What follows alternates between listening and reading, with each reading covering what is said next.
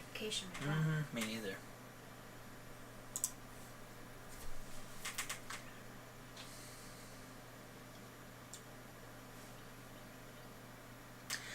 Hello there, Vanagon addicts. It's Ken Wilford here at Vanagon, and we are having a live stream here today on Friday the 23rd of October, and I hope you guys are having a great day. We are having a great day here at Vanagon, and we just wanted to do a live stream to visit with you guys for a few minutes and talk to you about stuff that's been going on here for the last few months. We haven't had a live stream in a while. When you come on, if you want to say hi to us in the chat, we'll be glad to say hi back and that kind of stuff. We haven't had a live stream in a while. The main reason is because, well, two reasons. One reason is we've been ridiculously busy, and that is you guys' fault, so thank you for that. Okay, we've been so busy with doing orders and on the phone and everything else that it's hard to do a live stream when you're just, very, very busy that way. The other thing that's going on is that my dad passed away back in August. So some of you probably guessed that. I talked to several people about it on the phone. They would call and ask about what was happening, what's happened with your dad, and all this other stuff. And that's basically what was happening. He passed away back at the beginning of August, and then I feel like you have to have some time to process that whole situation, to let people know what's really going on. And so that's basically what's been going on with us. We, just been going through dealing with that part of it, and I'm getting through it. So I'm not sure if this live chat is actually, or this live stream is actually working properly or not. I didn't get a notification. Did you get one? Mm-hmm. Oh, you did get one? Yeah. Okay, so maybe we'll get people on here eventually. So, since my dad passed away, we've been kind of dealing with that. We're still dealing with the COVID situation. We haven't really had any negative side effects from that, except for the fact that my son, Zach, he had to have back surgery for his scoliosis. And so we had to go up to Children's Hospital in Philadelphia and stay up there for an entire week to try to help out with him. With the way this COVID stuff is, you get a test before the person goes into the hospital. So the person gets a test, and then any family member that's going to be at the hospital with him gets a test. And then, you can't leave. So thankfully, we got to stay in the Ronald McDonald House. I would say that, those people are amazing, and we got to, stay with them for the entire week. At the end of the week, they said, hey, anything you want to give to us,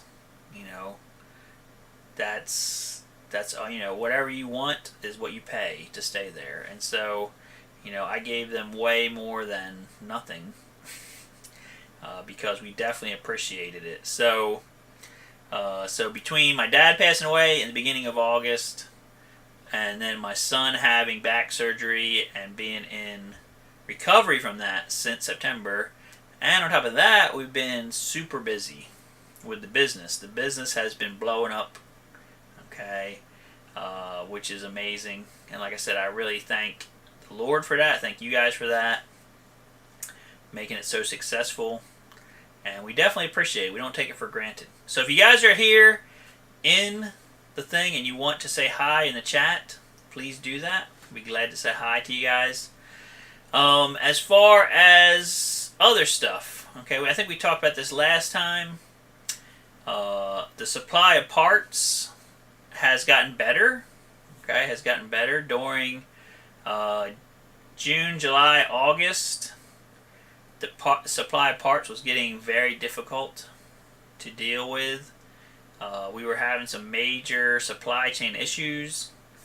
It made us go to the actual part supplier and get stuff directly from them. So I was buying stuff directly from Taiwan and directly from Europe and all this other stuff.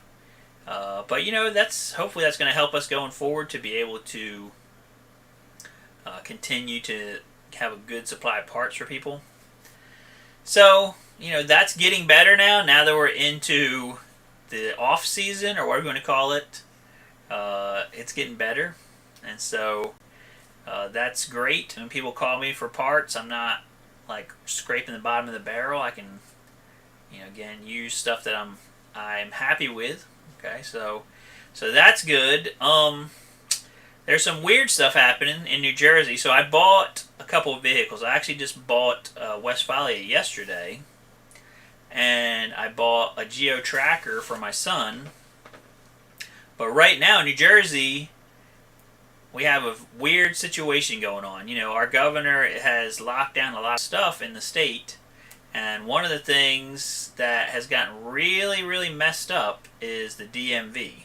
Okay, the DMV. So the DMV, we used to have one not too far away. You could go get your titles and all that stuff done. Now they have basically took 6 DMVs and turned it into one. And we're having problems with the stream here. It's like kicking in and out. It's still going. It is? Okay. Yeah. Because this thing's going on and off. So, they've actually took like 6 DMVs, put them down into one DMV, and because of that, it's like there's all these things happening where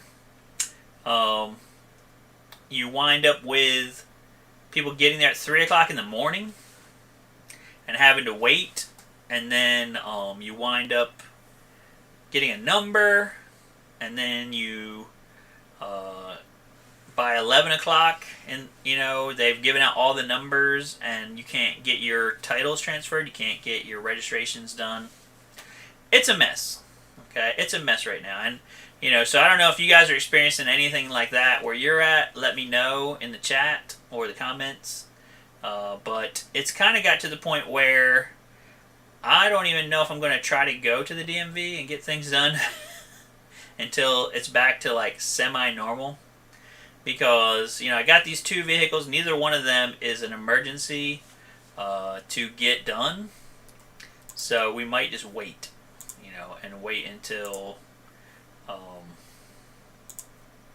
things get back to normal, so we don't have to worry about. I don't want to sit there for hours and hours and hours to get a title. It's kind of crazy. Okay, so anyway, so this is what's going on right now. So we are getting parts in.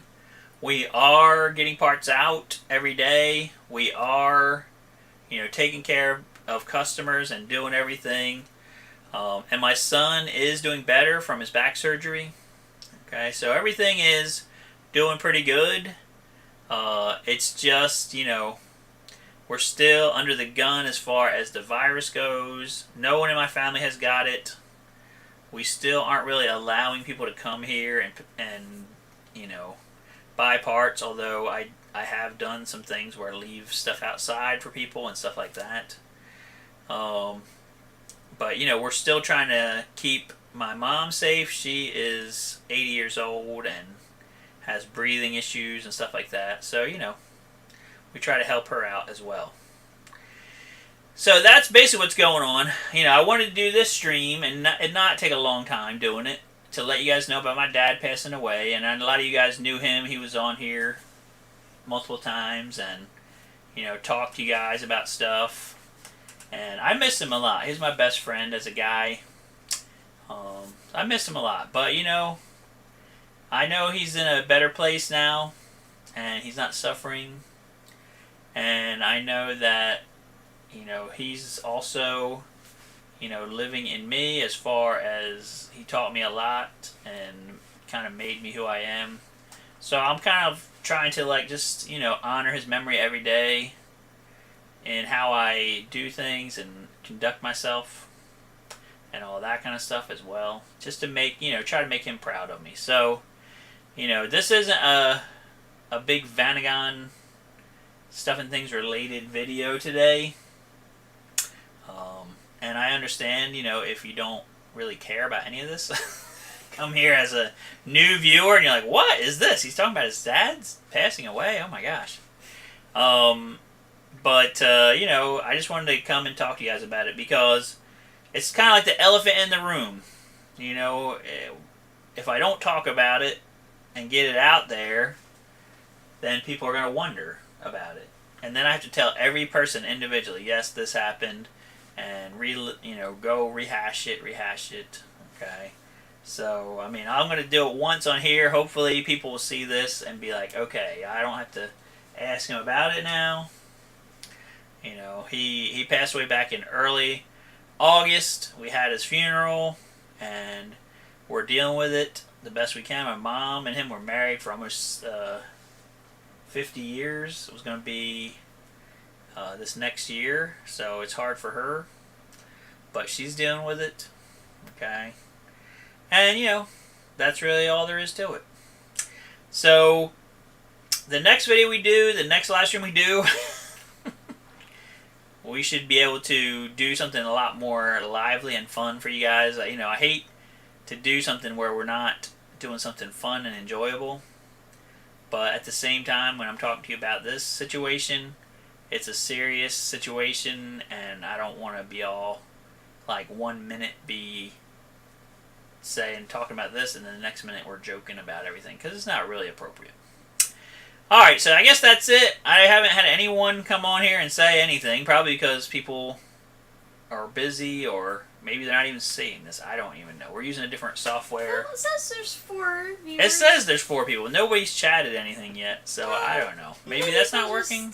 Watch it later and comment. Yeah, yep. So, comment on it. Tell us in the comments something you want to talk about at the next live chat, and we will definitely do that live stream. And, we appreciate you guys. Like I said, I see a guy, Brian's here. Okay, thank you, Brian. I'm starting to wonder if anybody's out there. 7 viewers. Yep. I'm starting to wonder if anybody's out there. Right. Just tell us in the comments. What do you want to talk about next time? We'll be glad to talk about it and, give you guys some technical stuff and things. Like I said, I just bought an 86 Westie yesterday. So I'm thinking I'm going to try to sell it if I can, but at the same time, I'm thinking about using it to do a bunch of videos, if I can't sell it right away. So there's that. Okay, there's that as well. And, Brian's getting ready to shack up his van for the winter. Any tips? Like winterizing it? Yeah, I would say make sure you drain the water systems and maybe put some antifreeze in there. Some non-toxic antifreeze. And run it through the lines and stuff for your sink if you have a Westie.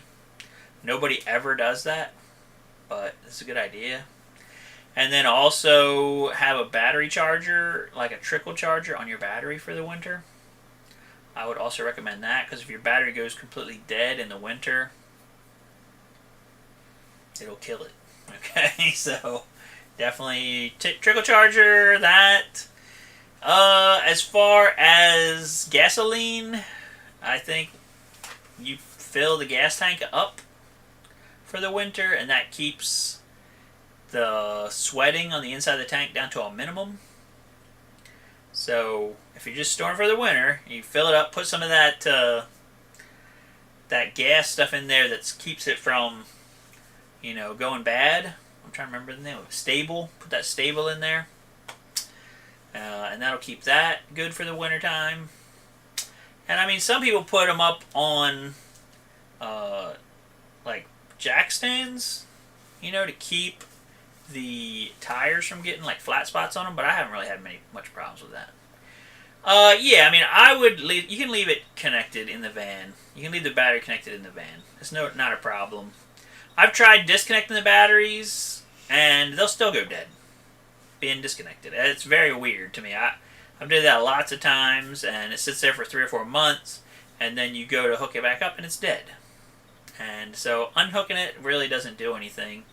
I would leave it hooked up and get yourself a trickle charger and plug it in, and then that way it's just maintaining it, in the wintertime. So that way in the springtime you're ready to go, and your battery's still good, and you're in good shape. I think they said a lead acid battery sitting I'm trying to think if it was something like 20% a month it'll lose just sitting and not being charged. So that's a pretty good drop. And then so like 3 or 4 months, yeah, it could be really down. And I've unhooked them before, thinking, okay, they're not going to get drained at all, and then yeah, after a couple months, it gets drained. All right, Brian, thanks, man. I hope that helps you. Hope that helps you guys. And again, we're going into the fall here. Here in New Jersey, we got amazing fall foliage things happening right now. It looks really beautiful outside.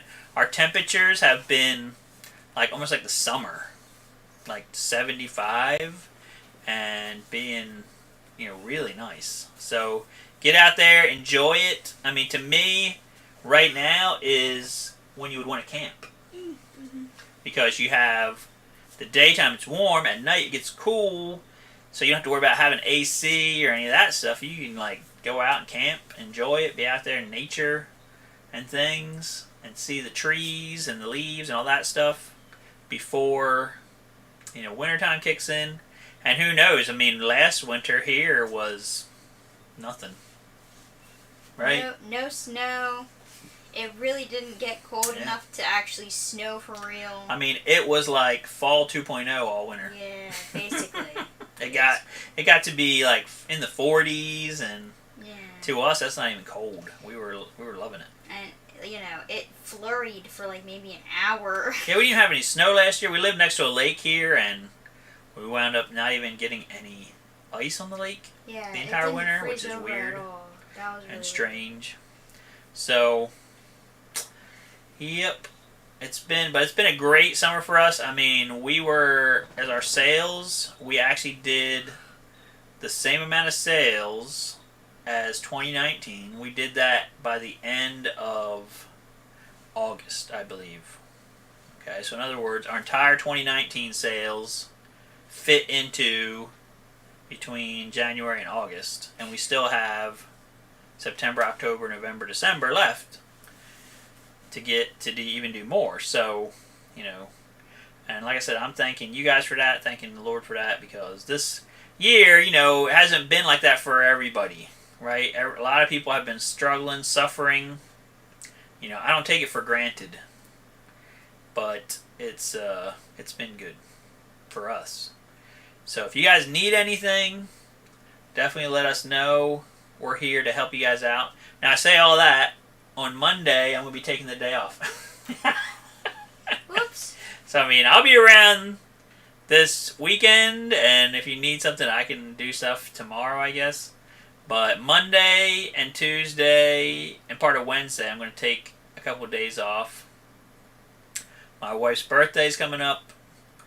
And like I said, we've been going like beyond full blast for months and months and months, ever since March. So it's starting to calm down a little bit right now. So I want to take advantage of that and take my wife away for a couple of days. Between my dad's passing away, I told you guys last time, her dad got throat cancer. We went down and helped them with that. Then my dad passed away in August. Then my son had back surgery in September. Yeah. It's just been boom, boom, boom, boom. One thing after the next, after the next, after the next. And we need a break. Okay, we need a break. I mean, I wish 2019 was over. If I knew 2021 was going to be better. Or what did I say, 2019? Yes. I wish 2020 was over. Oh my gosh. Wow. I guess I got my wish. 2019 is over. I wish 2020 was over if I knew 2021 was going to be better. That's what everyone wants. Because 2021, hopefully it will be better. Ugh.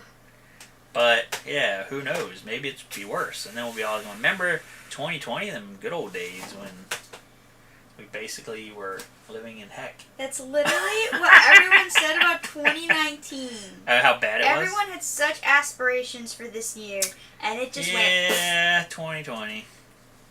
Thanks, coronavirus. And literally every other disaster that ever happened this year. Yep. Coronavirus, forest fires, 6 million hurricanes. Yep. But, it is what it is, right? So we'll just deal with it and hope for better days. Alright, guys, I'm going to let you guys go. about 20 minutes in. We will see you guys in the next video. If you have anything you want us to talk about, put them in the comments, and we will talk about them. Okay. And Brian is saying about a secondary battery. So we have this device that we sell, which is the Red Arc. It's pretty simple, and it has instructions that comes with it. I've actually typed up a bunch of instructions. If you're going to go with a lithium battery, the Red Arc thing is the way to go, and it's very easy to set up. If you're going to go with a lead acid battery, then you could just go with like the Go Westy style battery, secondary battery thing, and that's what some of our videos, our most popular video I think we ever did was installing the Go Westy secondary battery thing. That's a perfectly fine charging system thing for the regular lead acid battery. If you're going to a lithium, then you want to go with okay, so if you want to go with lithium, then you want to go with the Red Arc. And with the Red Arc, it's very simple how it's set up, and it has a very simple wiring diagram and everything. So, like I said, I just bought this Westy. It actually has a secondary battery right now. If I don't sell it, then maybe I will do the Red Arc thing on it and install it. That was the only bad part, Brian, with those videos we did on the lithium batteries, was that the van that we were doing it on, I didn't actually own it. And it was a customer's van, and he didn't want me to put a secondary battery in it, so I couldn't do that. So doing it under his, permissions or whatever, and so, yeah, that happened. So maybe this time we'll do that. Alright, we got another guy on here, Mickley Less. He says, a bad oil pump. Mikhail? Mikhail? I don't know. I want to say Mikhail. I don't know what that means. Do you have a bad oil pump? Do you want a bad oil pump? Because I can mail you one if you want. I have some here that are bad. Or I could send you a good one if you have a bad one. But anyway, every time we try to leave, Brian comes up with another thing he wants to talk about. But yeah, the lithium battery is a good way to go. I'm thinking about putting one in this van that I have here. I'm just I just think I may want to sell that van. It's in decent shape as it is, and that. How do you know if you have a bad oil pump? That's a good question, actually. They don't go bad very often. Most of the time, if you have low oil pressure, it's because of bearings in the engine. So, normally what I'll do is do an oil pressure test with an actual gauge and see what's happening. So, you have your oil pressure when it's cold. It'll be very high. It'll be like 60 psi or something like that. And then as it warms up, it goes down, down, down, down, down. And, what you're trying to see is it at idle when it's hot, right? The oil light doesn't come on until it's at 3 psi or less. So if you're getting an oil light on, is it actually getting that low? Or maybe the oil pressure sending unit is going bad, or a wire is touching something, okay? So, you really need to kind of get a oil pressure gauge and check stuff out before you start throwing parts at it. That's my advice on that. And then once you check oil pressure out with a gauge, then you can kind of go from there. Now, you could try to install a new oil pump. There's actually a higher volume one you can get that we sell. And so I've installed that. I had an engine here one time that had 200,000 miles on it. The oil pressure was low. We put the higher volume oil pump on it. It bumped up the oil pressure a little bit. Then we ran some Lucas oil stabilizer in it. That bumped it up a little bit to the point where you could drive it around in the summertime and the oil light would stay off, and it had decent oil pressure. Okay, but again, at that point you're driving something that could be a bomb. You you could lose the motor at any moment. So, you have to kind of decide, do I want this car to be reliable, or do I just want to get by and limp along with it? If you want it to be reliable and you're getting actual low oil pressure, the real fix is to have the motor rebuilt. Okay, I mean, you can take the oil pump cover off. You can see if there's wear there. You can check it with, like plastic gauge or something like that, and see if you have, problems with wear. But the oil pump is submerged in oil like 24/7. So most of the time, you take it apart, it looks amazing. It doesn't look worn. Okay. It's a 2.5. So is that a Subaru? Or is that a Go Westy one or something? Alright, so Brian is saying he has his sights on the red arc, just trying to figure out what a practical size of battery would be. Yep. Yeah, it's good. I mean, most people I think could get away with a 50 amp hour battery, as long as you're not, depending on how much stuff you're running. So, like you're saying, sit down with what you want to run and figure it out, and then go from there. 150 amp, 100 amp, how long you're going to camp, how many days, that kind of stuff. Yep. So, yeah, Mickley, I don't know, are you talking to me about like a Eurovan engine, like a 2.5, like an inline 5-cylinder or something? I'm not quite sure, or if it's a water bus. It's a microbus. All right, so you're in South Africa. Yeah, I mean, it could be the oil pump, possibly. Those oil pumps seem like they're more easy. Yeah, yep. So he's in South Africa. Ah. Yep. So, yeah, those oil pumps, I mean, it seems like they can go bad. Like, a lot of times what will happen is the screen will get blocked. So, you'd have to, pull the oil pan and then, check and make sure the screen looks okay. If you get enough sludge and things, it could cover up the screen. And then that could starve the oil pump for oil and cause issues and problems. So, definitely check that out. I mean, if you drop the oil pan and you see there's a bunch of sludge and things on the screen, then you would probably want to change it out, put a new one in, and maybe that might fix it. I mean, the nice part about that motor, it's very bulletproof normally. So, not necessarily as much of a bomb as the water boxers. Okay. I mean, the 2.5 5-cylinder, very rock solid engine, but you want to make sure that your oil isn't getting sludgy. All right, Brian, no problem. You are welcome. Mickey Lee Less.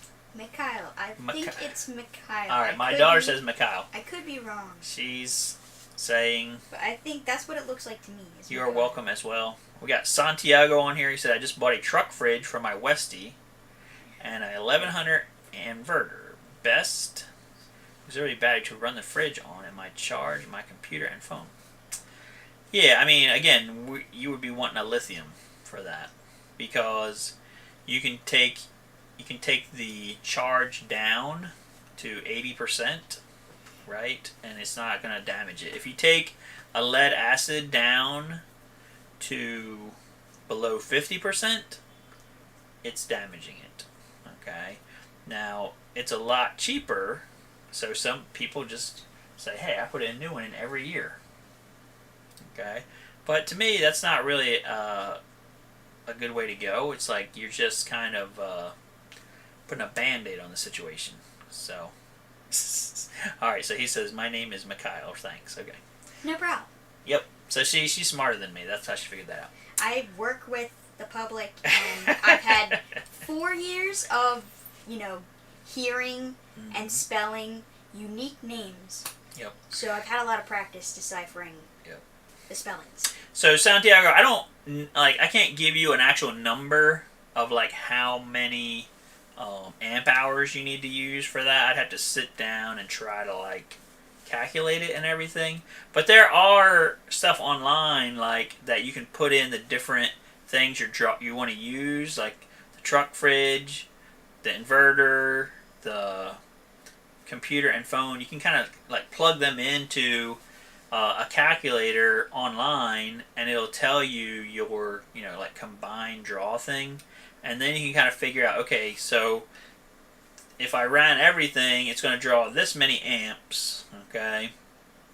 But most of the time, you probably wouldn't do that all at once. But it's going to draw this many amps, and then how many hours, right, do I need this to work? Okay, so if, say, it draws 2 amps, okay, so then you have a 100 amp hour battery. Okay, so then you're figuring, well, I'm going to be able to use 80% of that, okay, to give yourself a buffer zone. So that's 80 amp hours. So then 2 amps. So that means you have 40 hours worth of battery life. You see what I'm saying? That's kind of how it works. And you just figure it out that way. Now, this stuff, I think the truck fridge is 3 amp. I can't remember off the top of my head. Inverter, not sure. But, so that's basically that. I hope that answers some question for you. But I would say lithium is your best. If you can afford it, and the prices were coming down, I don't know, before all this COVID stuff happened. I haven't seen them go up yet, but maybe they are, I don't know. We will see. Some stuff went up. Alright, now we got another guy, John. 1.9 water boxer started running like crap. Okay. Yeah, thank you, Santiago. We appreciate it. Alright, when we're not running crap, notice the exhaust was glowing red after the catalytic converter. Do you know what to check first? So that means you're getting unburnt gasoline into your exhaust system, and then it's burning in your pipes. Okay? And it will destroy your catalytic converter. So you definitely do not want that. Okay? That is no-no. So what I would recommend is try unplugging your oxygen sensor and see if that helps the situation.